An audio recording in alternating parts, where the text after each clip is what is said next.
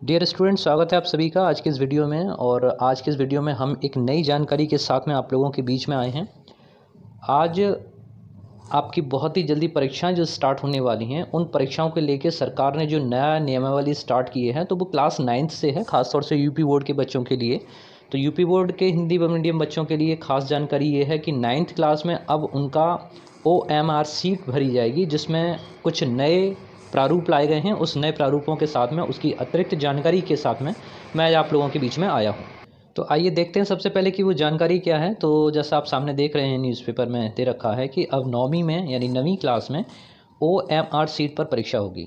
ठीक है, तो बड़ा बदलाव जो किया गया है उसके लिए दो भागों में इसको बांटा गया है, दो भागों में विभाजित किए गए हैं प्रश्न पत्र।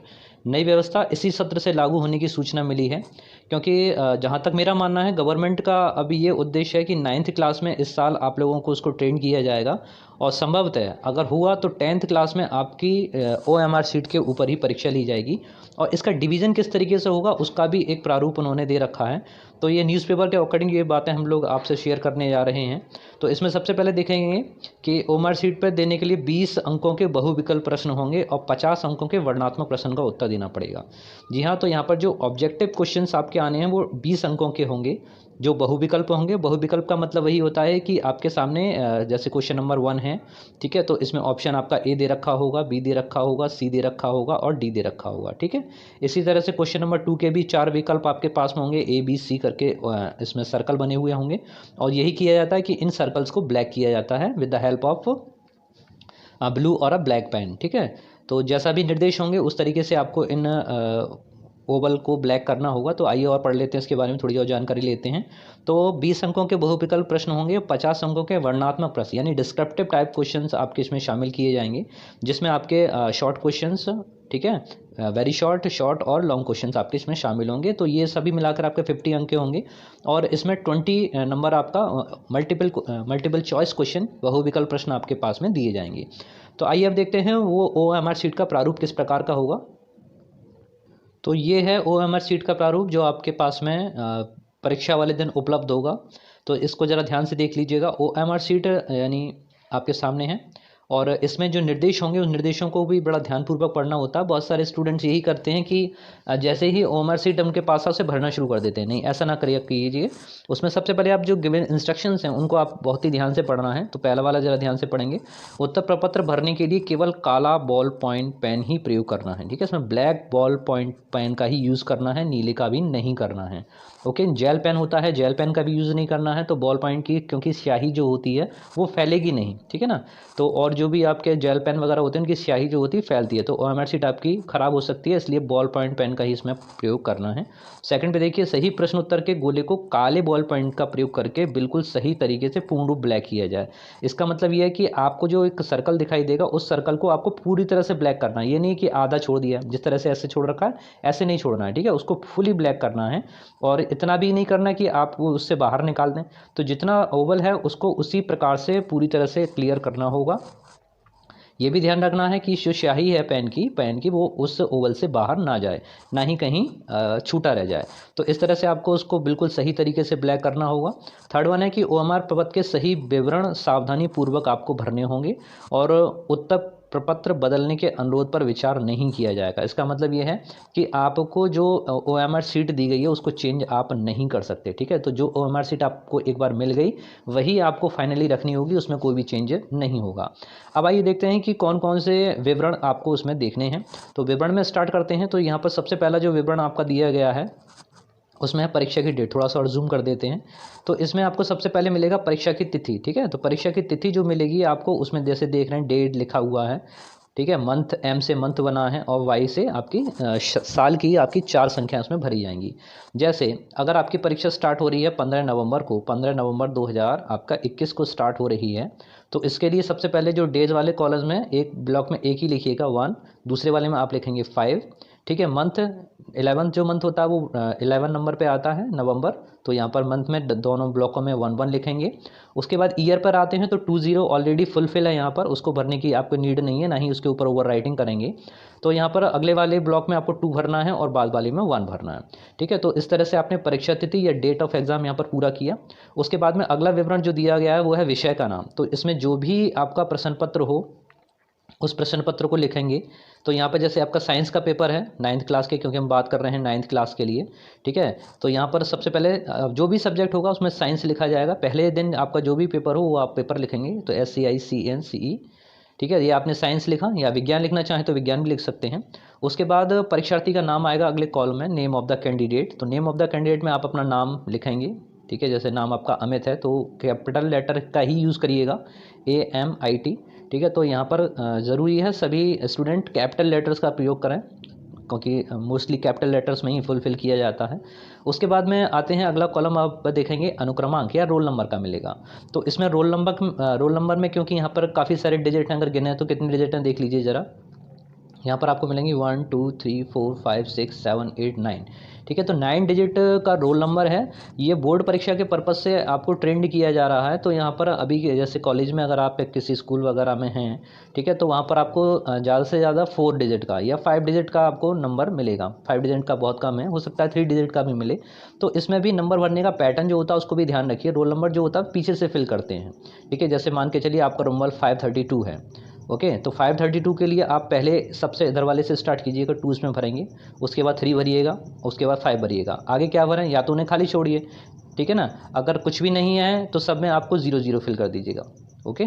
सभी ब्लॉक्स में आप 0 फिल कीजिएगा अगर आपका रोल नंबर 532 है। और अगर बोर्ड से अगर आपको रोल नंबर 9 डिजिट का मिला हुआ तो प्रत्येक बॉक्स में आपको एक नंबर स्टार्टिंग से भरना है, जैसे मैंने आपको यहाँ पर शो किया है, ठीक है। अब इतना करने के बाद आपने ब्लैक पेन से ऊपर जो भी बॉक्स थे उनमें रोल नंबर फिल कर लिया। अब उसके नीचे जो भी ओवल्स बने हुए हैं, जैसे 2 दे रखा है तो आपको 2 वाला पूरी तरह से आपको ब्लैक इसमें करना होगा, ठीक है। ध्यान रखिएगा स्याही बाहर ना निकले, क्योंकि पेन जो मैं यूज़ कर रहा हूँ वो थोड़ा सा उसका फ़ॉन्ट ज़्यादा बड़ा है, इसलिए थोड़ा बाहर निकलना है। लेकिन परीक्षा में ध्यान रखिए आपको 2 के नीचे 2, ठीक है, 3 के नीचे 3 वाला ब्लॉक, 3 वाला ओवल ब्लैक कीजिए, ओके। इसी तरह से 5 के नीचे 5 वाला ब्लैक कीजिए, ओके। और किसी भी को भी फिल नहीं करना है। तो जो बॉक्स आपका ऊपर बना हुआ है उसके ठीक नीचे वाला बॉक्स ही फिल किया जाएगा, पूरा भरा जाएगा अच्छे से।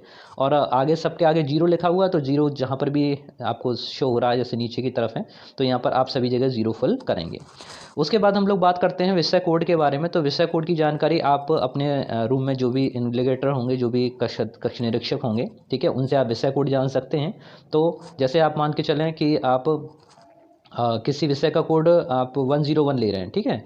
तो 101 का भी इसमें फिल करने का तरीका वही है, पहले वाले में 1 फिर 0 फिर 1। तो ये आपने ब्लैक पेन से फिल किया। इसके बाद नीचे जो ओवल है उनको ब्लैक कीजिए, 1 के नीचे 1 वाला, 0 के नीचे 0 वाला ब्लैक कीजिए, और इधर फिर अगेन। तो इस तरह से आपने 101 को फिल किया। परीक्षा किसकी दे रहे हैं, हाफ ईयरली एग्जाम दे रहे हैं, या एनुअल एग्जाम दे रहे हैं, या प्री बोर्ड दे रहे हैं, ठीक है। तो इसमें सभी की व्यवस्था की गई है, तो काफ़ी अच्छा प्रयास है।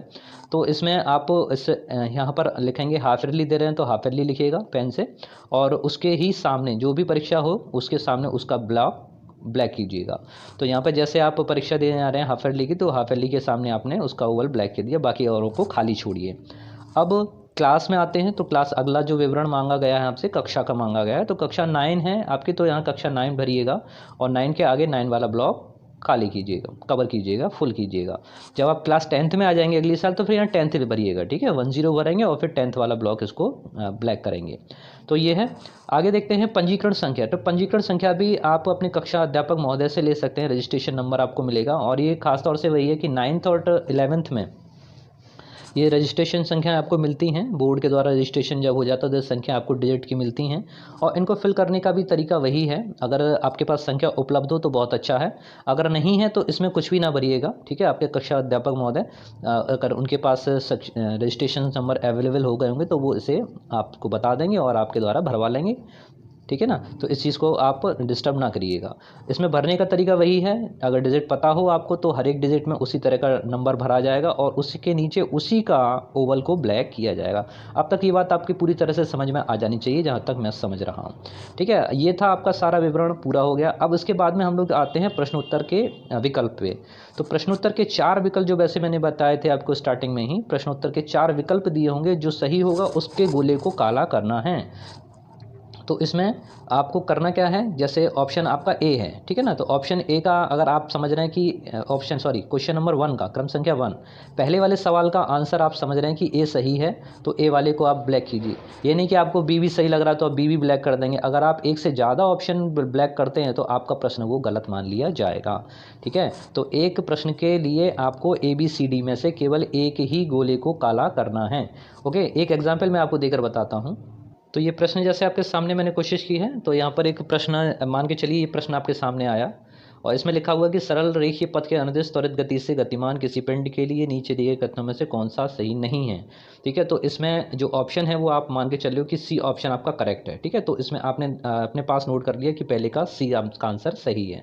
इसी तरह से किसी पिंड का जड़ तो उसकी चाल बढ़ाता है, चाल कम करता है, उसकी गति की अवस्था में परिवर्तन को प्रतिरोधित करता है, या डी ऑप्शन घर्षण के कारण अवमंदित करता है। तो इसमें जैसे आप मान के चल रहे हैं, इसमें भी आपका ऑप्शन दूसरे का सी सही है। थर्ड में देख लीजिए, एक ऑप्शन और ले लेते हैं। कोई यात्री गतिमान गाड़ी से एक सिक्का उछालता है, उसके पीछे गिरता है। इसका अर्थ है कि रेलगाड़ी की गति त्वरित है, एक समान है, अवमंदित है, या वृत्ताकार पथ के अनुदिश है। तो इसमें तीसरे का ए ऑप्शन सही है, ठीक है। तो अब आपने सीख लिया कि पहले का सी, दूसरे का सी और तीसरे का ए सही है। अब इसको आप अपने उस OMR शीट में फिल करेंगे। कैसे फिल करते हैं देखते हैं। तो इसके लिए तो अब इन आंसर्स को आपको इस OMR शीट में फिल करना है। जैसे आपने देखा था कि फर्स्ट का सी ऑप्शन आपका करेक्ट था, तो अब आप सी वाले ऑप्शन को ब्लैक कर दीजिएगा पूरी तरह से। इसी तरह से 2 का सी था तो सी को आपने ब्लैक किया, और थर्ड का ए सही था तो ए को आपने ब्लैक कर दिया। इस तरह से पूरे 20 क्वेश्चंस आपको मार्क करने हैं, ठीक है ना। जो भी आंसर आपको सही लगे उस आंसर को आपको पूरी तरह से ब्लैक करना है। तो ये था पूरा कार्यक्रम। इसके अलावा एक बार फिर से कहना चाहूँगा कि आप अगर एक से ज़्यादा ऑप्शन ब्लैक करते हैं कि आपने एक और कर दिया, तो इसका मतलब आपका वो क्वेश्चन काउंट नहीं होगा, गलत माना जाएगा। तो आप ऐसी गलती नहीं करेंगे। तो ये था एक छोटा सा प्रयास मेरे द्वारा, जो मेरे सभी छात्रों को उनके आगे आने भविष्य के लिए तैयार करेगा। तो इसी प्रयास और इसी आशा के साथ कि आप अपनी परीक्षा बहुत ही अच्छे ढंग से बिना किसी गलती के देंगे, क्योंकि स्टार्टिंग आपकी OMR शीट से ही होनी है, और अगर OMR शीट भरने में आपने गलती करी तो आगे का सारा खेल आपका बिगड़ जाएगा। तो ऐसी आशा नहीं करते हुए आप लोगों को बहुत बहुत शुभकामनाएं। पढ़ते रहिए, बढ़ते रहिए, बने रहिए मेरे साथ में। जय हिंद, जय भारत।